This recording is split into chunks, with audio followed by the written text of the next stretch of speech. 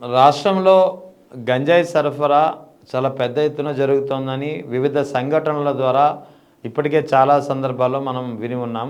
ఇప్పుడు తాజాగా మదనపల్లిలో ఒక అభంశుభం తెలియని 7 ఏళ్ల బాలికపై అత్యాచారం చేసి చంపేశారు గుర్తు తెలియని వ్యక్తులు. ఈ గుర్తు తెలియని వ్యక్తులంతా గంజాయి తాగిన మత్తులో చేశారని పోలీసులు ప్రాథమికంగా నిర్ధారించినటువంటి పరిస్థితి.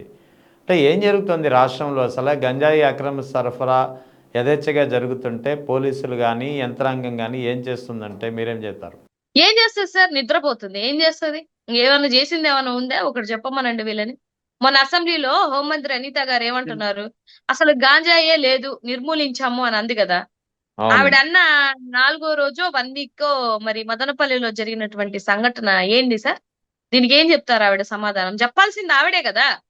ఆ అవును. శాఖకి సంబంధించినటువంటి మంత్రి ఆవిడే కదా. ఆవిడ అట్లాంటి విషయాల కోసం వచ్చి ప్రెస్ మీట్లు పెట్టదు. జగన్మోహన్ హ్మ్. రెడ్డి గారిని తిట్టడానికి. నాకు తెలియక అడుగుతున్నాను, నిన్నేదో మాట్లాడుతుంది హెరిటేజ్ కోసం. నువ్వు హ్మ్. హెరిటేజ్ కి సంబంధించిన హోం మంత్రివా? ఈ రాష్ట్రానికి హోం మంత్రివా? హెరిటేజ్ కి హ్మ్. సంబంధించిన సంస్థలో ఉన్నటువంటి డైరెక్టర్ లో చైర్మన్ లో వాళ్ళు వచ్చి మాట్లాడుకుంటారు కదా. నీకెందుకు అంత బాధ? కరెక్టే అది. నీకెందుకమ్మా అంత బాధ? ఆ ఏమన్నా కంపెనీకి నీకేమైనా షేర్ ఆ ఉందా? కంపెనీకి పర్సనల్ షేర్ ఉందా? సంబంధించినటువంటి ఇష్యూ కంపెనీ వాళ్ళు మాట్లాడుకుంటారు. లేదా మహా అయితే చంద్రబాబు నాయుడు కుటుంబ వ్యక్తులు మాట్లాడుకోవచ్చు. అంతే కదా. వాళ్ళ మీద నీదా ఏమన్నా? హెరిటేజ్ లో నీకేమైనా షేర్ ఉందా? నువ్వేమన్నా బోర్డ్ డైరెక్టర్ వా? లేకపోతే నువ్వేమన్నా హ్మ్. చైర్మన్ వా? నీకెందుకు అంత బాధ? నువ్వు వచ్చి ప్రెస్ మీట్లు పెడుతున్నావేంటి? మళ్ళీ నువ్వు ఎవడివి అని జగన్మోహన్ రెడ్డి గారిని అడుగుతున్నావు? నోరు అదుపులో పెట్టుకొని మాట్లాడాలి సార్ ఆవిడ. ఎంత మాత్రం హోంమంత్రి అని అనిత గారు, నువ్వు ఎంత హోంమంత్రివైనా ఒక ఎక్స్ సీఎం ని ఏం మాట్లాడుతున్నావో కూడా తెలియకుండా మాట్లాడితే ఎట్లా? నీకు అంత ప్రేమ ఉంటే హెరిటేజ్ మీద నువ్వు అందులో నాకు భాగం ఉందని ఒప్పుకో, లైవ్ లో ఒప్పుకో. నువ్వు ఏ రోజు ఆడబిడ్డకు అన్యాయం జరిగినా, ఒక ఆడబిడ్డకి రేప్ జరిగినా, నిన్న మదనపల్లి విషయంలో కూడా సింపుల్ గా ఒక సెకండ్ లో తేల్చేసావు నువ్వు. ఈ రోజు ఏమో హెరిటేజ్ కి ఏదో కష్టం వచ్చిందని ఎచ్చి కూర్చుకొని గంటలు గంటలు పెడుతున్నావేంటి ప్రెస్ మీట్లు? ఇంకా హోంమంత్రి శాఖ కన్నా ఏమన్నా పెద్ద శాఖ ఏమన్నా ఇస్తానన్నాడా ఏంటి లోకేష్ బాబు గారు? నువ్వు నిజంగానే నీకు ఇచ్చిన పదవిలో పారదర్శకత ఉంటే, నువ్వు నిజంగా ఆడబిడ్డల వైపు ఉంటే, ఇవాళ నువ్వే అసెంబ్లీ సాక్షిగా 16,800 అగత్యాలు జరిగాయని 10 నెలల క్రితం చెప్పావు. ఇప్పుడు 20 నెలలు, దగ్గరగా 20,000 దాటిపోయాయి. అంటే గంటకి నాలుగు ఆడబిడ్డల మీద అగత్యాలు జరుగుతుంటే ఏం నిద్రపోతున్నావా? ఎక్కడ నిద్రపోతున్నావు నువ్వు?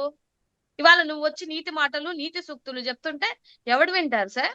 ఎవడు వింటారు? ఇది రాష్ట్రంలో ఉన్నటువంటి ప్రజలకి తెలియట్లే. అరే చిన్న చిన్న బిడ్డల మీద, మైనర్ బాలికల మీద నీ టీడీపీ వాళ్ళే 14 మంది ఉన్మాదుల్లాగా ఆ, ఒక చిన్న మైనర్ బాలికని 14 సార్లు మార్చి ఆ బిడ్డను రేప్ చేస్తే అతి లేదు గతి లేదు, నువ్వు వచ్చి నీతి సూక్తులు చెప్తా అంటే ఎవడు వింటాడు సార్? ఎవడు వింటారు? ఇవాళ ఆంధ్ర రాష్ట్రము ఎవడో చదువు లేనివాడో, గంజాయి తాగుతున్న వాళ్ళ వల్ల అవ్వట్లా. మీ ఇక్కడున్న కూటమి ప్రభుత్వం ఎమ్మెల్యేలు, ఎంపీలు ఆ వీళ్ళ వాళ్ళ కూడా నాశనం అయిపోయి భక్షించుకొని తింటున్నారు ఆడబిడ్డల్ని. మీరొచ్చి మాకొచ్చి నీతులు చెప్పి నువ్వెవడివి అని నువ్వు అతిక ప్రసంగం మాటలు మాట్లాడితే అతి ఎప్పటికైనా హానికరమే. మంత్రి అనిత గారు, కాస్త మా నాయకుడు కోసం మాట్లాడేటప్పుడు మాత్రం అసలు నోరు దగ్గర, ఒళ్ళు దగ్గర పెట్టుకొని మాట్లాడితే మేము కూడా యాక్సెప్ట్ చేస్తాం. సో ఇక ఇదే హెరిటేజ్ ఇష్యూపై శాసన మండలిలో మంత్రి అచ్చెన్నాయుడు చాలా ఫ్రస్ట్రేషన్కి లోనయ్యి చాలా తీవ్రంగా వ్యాఖ్యలు చేశారు. ఇక రాష్ట్రంలో వేరే సమస్యల గురించి ప్రస్తావించకుండా హెరిటేజ్ సమస్య, హెరిటేజ్ ప్రతిష్టకు భంగం కలుగుతోంది, హెరిటేజ్ సమస్యను ఎందుకు ప్రస్తావిస్తున్నారంటూ ఆయన ఫ్రస్ట్రేషన్కి లోనైపోయిన పరిస్థితి. ఎందుకు వస్తుంది సార్ ఆయనకి ఫ్రస్ట్రేషన్? నాకు తెలియక అడుగుతున్నాను. సరే, మీకు హెరిటేజ్ కి, ఇందాపూర్ కి ఏం సంబంధం లేదు. చర్చకి రండి. చర్చకి ఎందుకు వద్దంటున్నారు? ఎందుకు భయపడిపోతున్నారు? ఇది అసలు దీనికి సంబంధం లేనటువంటి టాపిక్ అంటున్నారు. ఎన్ని సంబంధం లేని టాపిక్లు మాట్లాడుతున్నారు మీరు అసెంబ్లీలో కూర్చొని? భజన అవును. చేస్తున్నారు, చెక్క భజన. ఈయన బాగుంది, ఈయన పిల్లోడు బాగున్నాడు, ఆయన బాగున్నాడు, ఈయన బాగున్నాడు అని చెప్పేసి భజనలు చేసుకోవడానికే సరిపోతుంది తప్పితే మీరు ఏం చేశారని చెప్పేసి ఎందుకు మీకు అంత ఉలికిపాటు ఎందుకు? అచ్చెన్నాయుడు గారిని అడుగుతున్నాను, అంత ఉలికిపాటు ఎందుకు? ఇవాళ ఉగ్ర రూపం దాల్చినట్టు దాల్చేసి అసెంబ్లీలో పెద్ద పెద్ద గరిచేస్తున్నావే, మరి గిట్టుబాటు ధర లేని రోజు, రైతులు ఇబ్బంది పడ్డ రోజు నీకు ఆ ఆవేశం కనిపించలేదే నాకు ఎక్కడ? గిట్టుబాటు ధర ఇవ్వలేనప్పుడు నీ బాధ ఎక్కడ నాకు కనిపించలేదే. ఎప్పుడు జగన్మోహన్ రెడ్డి గారు బయటికి వచ్చేసి దున్నపోతుల్లా మీరు నిద్రపోతుంటే నీళ్లు జల్లి మిమ్మల్ని లేపి ప్రజలకు అండగా నిల్చున్న తర్వాతే కదా మీరు సెంట్రల్ మినిస్టర్లకి లెటర్లు రాశారు. ఏం హెరిటేజ్ వచ్చేసరికి అంత బాధ వచ్చేస్తుంది అంటే రాష్ట్ర ప్రజల యొక్క బాగోగుల కన్నా మీకు హెరిటేజ్ యొక్క బాగోగులు అంత అవసరమా? మరి కేరళ ప్రభుత్వం మిమ్మల్ని బ్యాన్ చేసింది, ఎందుకు బ్యాన్ చేసిందో పోయి అడపోయి ప్రశ్నించిపో. కేరళ ప్రభుత్వాన్ని వెళ్ళి ప్రశ్నించమనండి. వెళ్ళి ఒడిశాలో మొత్తం సీల్ చేసేసారు కదా, అక్కడ ఫేక్ సంబంధించినటువంటి డేట్ అయిపోయినటువంటి కల్తీ ఉన్నటువంటి హెరిటేజ్ పాలు పంచారు అని చెప్పి ఒక ఆడబిడ్డ సెల్ఫీ వీడియో ఇచ్చింది. వాళ్ళ బిడ్డ హాస్పిటలైజ్డ్ అయిపోయిన తర్వాత ఏమంటే ఫుడ్ పాయిజన్ అయ్యి పాలు దాపడం మూలాన ఇలా అయిందని చెప్పేసి ఆవిడ ఒక సెల్ఫీ వీడియో ఇచ్చింది. ఎప్పుడు 6 నెలల క్రితం. అప్పుడు ఫుడ్ సేఫ్టీకి సంబంధించినటువంటి ఆఫీసర్స్ అక్కడికి వెళ్ళి మొత్తం చూస్తే అంతా కల్తీ. ఆ లైవ్ లోనే మొత్తం అంతా తీసేసి చించేసి ప్యాకెట్లు బ్యాన్ చేసి వెళ్ళిపోయారు వాళ్ళు. అక్కడికి ప్రశ్నించమనండి అచ్చెన్నాయుడు గారిని. తమిళనాడులో ఎందుకు బ్యాన్ చేసింది అక్కడికి వెళ్ళి ప్రశ్నించమనండి. మీరు ఎందుకు మన వాళ్ళకి కట్టారు? దేనికి కట్టారు? దేనికి కట్టారండి వాళ్ళు? అలా అడగమనండి, వెళ్ళి ఎందుకు కట్టారో అడగమనండి. అదే ఇప్పుడు నేను కూడా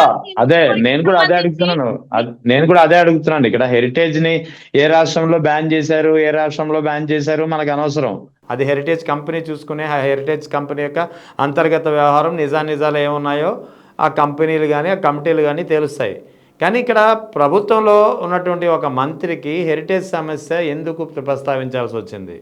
అదే చెప్తున్నాను సార్, వీళ్ళు నిజంగా హెరిటేజ్ కోసం బాధపడుతున్నటువంటి బాధలో ఒక 10% అన్న ఇవాళ రాష్ట్రంలో ఉన్నటువంటి ఆడబిడ్డల కోసం గాని, రైతుల కోసం గాని, యువత కోసం గాని, సంక్షేమం కోసం గాని పడుంటే నేను చాలా సంతోషించేదాన్ని. చాలా సంతోషించేదాన్ని. కానీ మీ షేర్ వాల్యూ పడిపోతుంటే, మీ క్రెడిబిలిటీ, హెరిటేజ్ క్రెడిబిలిటీ పడిపోతుంటే బాధపడుతున్నటువంటి మీరు, తిరుపతిలో ఉన్నటువంటి వెంకటేశ్వర స్వామి యొక్క క్రెడిబిలిటీ పడిపోతున్నప్పుడు గాని, ఆ లడ్డుకి ఇచ్చినటువంటి ప్రావీణ్యంలో ఆ క్రెడిబిలిటీ పడిపోతున్నప్పుడు గాని, ఆ ఆతృత లేకపోతే ఆ ఎగ్జైట్మెంట్, ఆ గాంభీరంగా ఇంత మొహం ఇంత చేసుకొని మాట్లాడేస్తున్నారు కదా, మరి ఎక్కడ కనిపించలేదే నాకు. సో మీ స్వలాభాల కోసం మాత్రమే మీరు పాటుపడి పనిచేసే వాళ్ళు తప్ప, రాష్ట్రంలో ఉన్నటువంటి జనాల కోసం, రాష్ట్ర అభివృద్ధి కోసం మీరు పాటుపడే వ్యక్తులు కాదు అనని మీరు మాట్లాడే అసెంబ్లీ సాక్షిగా మాట్లాడుతున్న మీ మాటల్ని బట్టి రాష్ట్రంలో ఉన్నటువంటి ప్రజలకి అర్థమవుతుంది. కాబట్టి నేను దానికి సంతోషిస్తున్నాను, మా పార్టీ కూడా సంతోషిస్తుంది. ఎందుకు? వీళ్ళ నిజ స్వరూపాలు బయటపడుతున్నాయి కాబట్టి. ఏది ఇందా చూడండి, స్టార్ట్ చేసినప్పటి నుంచి 20 నెలల నుంచి హిందువులు సనాతన ధర్మం, లేకపోతే మనుధర్మ శాస్త్రం, హిందువులు, ఇది తప్ప ఇంకోటి ఉందా? అరే ఏమి అని పథకాలు ఇవ్వట్లేదు అని అంటే హిందువులు మనోభావాలు లడ్లు. అరే యువతకి జాబులు ఇవ్వట్లేదంటే హిందువులు మనోభావాలు, మీకు రోషం రావట్లేదా? హిందువులు రండి బయటికి అంటున్నారు. అంటే మీకు పరిపాలన చేతగాక మత కలహాలు, కుల కలహాలు పెట్టి మీరు పబ్బం గడుపుకునేటువంటి నాయకులు మీరు. మిమ్మల్ని ఎట్లా జనాలు పోనీలేండి అంటే నేనేమనుకుంటున్నానంటే సార్, పాలిచ్చే ఆవుని వదులుకొని దున్నపోతుని తెచ్చుకున్నారు. అట్లీస్ట్ దున్నపోతు విషయం కూడా తెలియాలి కదా రాష్ట్ర ప్రజలకి. ఓహో వీళ్ళు వస్తే వీళ్ళకి ఉంటది పరిస్థితి అని రాష్ట్రంలో ఉన్నటువంటి ప్రజలకి ఇవాళ గ్రౌండ్ రియాలిటీలో మీ ఎమ్మెల్యేల పనితీరే బాలేదని చెప్పేసి మీరే 40 మందికి నోటీసులు ఇచ్చుకున్న పరిస్థితిలో మీరు ఉన్నారు అని అంటే, వాట్ ఈస్ గ్రౌండ్ రియాలిటీ అని అనేది ప్రజలకి అర్థమవుతుంది, మీ కూటమిలో ఉన్న వాళ్ళకి కూడా అర్థమవుతుంది. Okay, right. Thank you. Thank you.